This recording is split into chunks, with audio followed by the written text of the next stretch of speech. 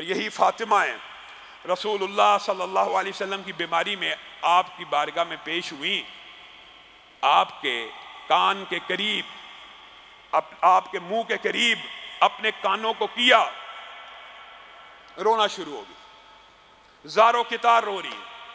پھر رسول اللہ صلی اللہ علیہ وسلم کچھ بولے، آپ نے دوبارہ اپنے کان رسول اللہ کے ہونٹوں کے قریب کیے، رسول اللہ نے کوئی بات کی، ہنسنا شروع ہو گئی. سیدہ عائشہ نے رسول اللہ صلی اللہ علیہ وسلم کے دنیا سے چلے جانے کے بعد حضرت فاطمہ کو قسم دے کے پوچھا کہ کیا بات تھی، مجھے آج بتلا دو. زندگی میں تو آپ نے نہیں بتلائی کہ میں اپنے باپ کا راز کسی کو نہیں بتلاؤں گی، آج بتلا دیجئے.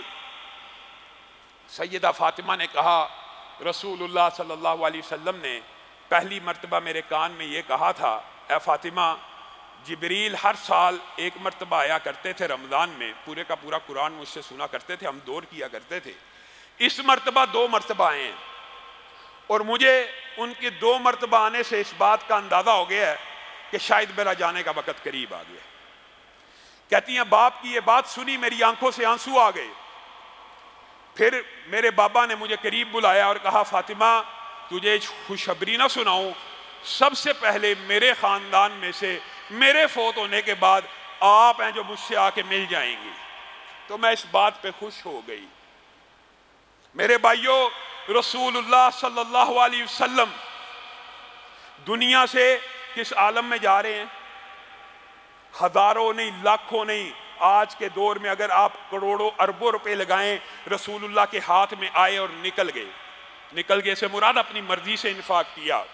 رسول اللہ چاہتے دنیا کی ہر نعمت کو استعمال کر لیتے، ہر نعمت کا مزہ چکھ لیتے دنیا کے اندر، لیکن رسول اللہ صلی اللہ علیہ وسلم مجھے اور آپ کو دنیا کی بے حیثیتی، بے توقیری بیان کر کے گئے ہیں کہ اپنی اولاد کے لیے کون بندہ ایسا ہو سکتا ہے جو یہ دعا کر کے جائے، اللہ میری اولاد کو اتنا رزق دینا کہ صرف ان کا پیٹ بھر جائے. یہ رسول اللہ صلی اللہ علیہ وسلم کی دعا ہے. میں اور آپ بھی دعا کرتے ہیں، اور یقینی بات ہے ہمارا تقویٰ وہ نہیں ہے، ہم تو یہ دعا کرتے ہیں اللہ رزق حلال وافر دے، 7 نسلیں کھائیں. لیکن رسول اللہ صلی اللہ علیہ وسلم انبیاء اور پیغمبر اور نیک لوگ دنیا کی حقیقت کو سمجھتے ہیں، ان کے نزدیک دنیا کی کوئی اہمیت نہیں ہے.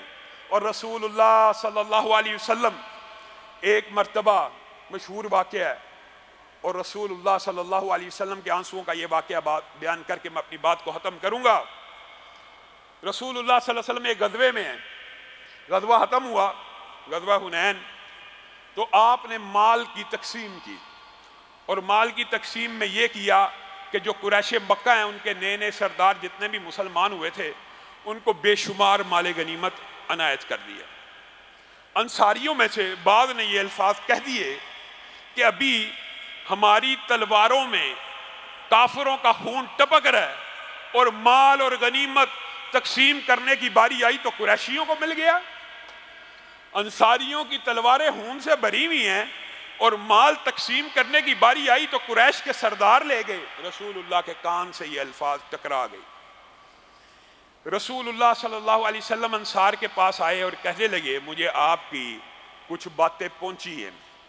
اللہ کی قسم میرا انصار سے جو پیار کا رشتہ اور محبت کا رشتہ وہ ایسا ہے، انصار ایک وادی میں چلے، کچھ لوگ دوسری وادی میں چلے، میں اس وادی میں چلوں گا جس وادی میں انصار چل رہے ہیں. اور اگر میں مہاجر نہ ہوتا تو میں پسند کرتا، میں انصار کا ایک فرد ہوتا. رسول اللہ صلی اللہ علیہ وسلم انصار کے فضائل بیان کر رہے ہیں، اور ساتھ میں آخر میں یہ کہتے ہیں کیا تم اس بات پہ راضی نہیں ہو کہ یہ سارے تو مال غنیمت لے کے اپنے اپنے گھروں میں چلے جائیں، کوئی مکہ چلا جائے، کوئی جہاں جہاں رہتا ہے سردار قریشی وہاں چلا جائے، اور میں تو تمہارے ساتھ ہی ہوں، تم مجھے اپنے ساتھ مدینہ لے کے چلے جاؤ. انصار نے رسول اللہ کے یہ الفاظ سنے، آنکھوں سے آنسو آ گئے، کہنے لگے رضینا، اللہ کے رسول ہم اس بات پہ راضی ہیں، آپ سارا مال ان کو دے دیجئے، آپ بس ہمارے ساتھ مدینے چلیے، ہم آپ کو لے کے مدینہ جانا چاہتے ہیں. رسول اللہ کے کہنے کا مطلب بھی یہی تھا کہ ان کو تو میں یہاں سے مال دے کے چلا جاؤں گا کہاں؟ جاؤں گا تو تمہارے ساتھ مدینے میں ہی. تو میں تو تمہارے ہی ساتھ رہنے والا ہوں، یہ نہیں کہ آج فتح ہو گئی ہے تو مکہ میں رہ جاؤں گا۔ انصاریوں نے رسول اللہ کی یہ بات سنی تو رونا شروع ہو گئے، اور رسول اللہ صلی اللہ علیہ وسلم کو کہنے لگے اللہ کا بھی احسان ہے اور آپ کا بھی ہم شکریہ ادا کرتے ہیں، آپ نے ہمیں آتش فشاں گڑھوں سے نکال کر، دوزخ سے نکال کر نیکی، ہدایت اور روشنی کی راہ پہ کھڑا کر دیا۔ تقریر کرتے گئے رسول اللہ نے کہا نہیں خاموش ہو جاؤ۔ اگر تم آج یہ بھی کہو کہ جب پوری دنیا آپ کے خلاف تلوار لے کے نکلی تھی انصار آپ کے ساتھ کھڑے تھے، اگر آپ آج یہ بھی کہو ہر ایک نے چھوڑ دیا، انصار آپ کے ہمراہ تھے، جب کوئی آپ کو قبول نہیں تھا کرتا انصاریوں نے آپ کو قبول کیا تھا، آج تم یہ تقریر بھی کرو تو اللہ کی قسم تم سچے ہو۔ جب رسول اللہ صلی اللہ علیہ وسلم نے ان جذبات کا اظہار کیا، خود رسول اللہ صلی اللہ علیہ وسلم کی بکا سسکیاں اونچی ہونا شروع ہو گئیں اور انصار دار و قطار ہونا شروع ہو گئے اور کہا اللہ کے رسول بس کر دیجئے، ہم اپنے کہے پہ بھی شرمندہ ہیں اور ہم آپ کے اپنے ساتھ جانے پہ بھی راضی ہیں۔ رسول اللہ صلی اللہ علیہ وسلم نے بھی انصار سے اس موقع کے اوپر رضامندی اور خوشنودی کا اظہار کیا۔ میرے بھائیوں، یہ اللہ کے رسول کا اسوہ، یہ اللہ کے رسول کے آنسو بے شمار واقعات ہیں۔ وقت آیا انشاءاللہ ان کو بیان کر کے اپنی بات کو آگے بڑھائیں گے، لیکن آج